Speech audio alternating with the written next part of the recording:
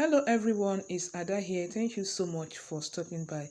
In today's video, I'll be sharing with you an Instagram tutorial on how to change your Instagram password, okay? It's easy and simple. The first thing you're going to do is to go to the Instagram app on your Android device, then you tap on it. So once it opens, you go to your profile picture, you tap on it. Then next, you go to these three lines here, you tap on it. Next, you go to settings, you tap on settings.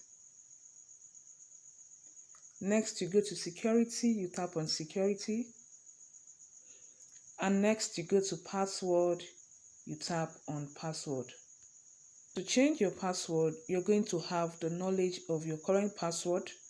Okay, then you type in your new password, then you type in your new password again. Okay, so once you fill in all this, okay, you can be able to change your password on Instagram. Hope you found this tutorial helpful. If you found this tutorial helpful, please don't forget to like, share, and as well subscribe. Thank you for watching, and see you guys in my next one. Have a lovely day. Bye for now.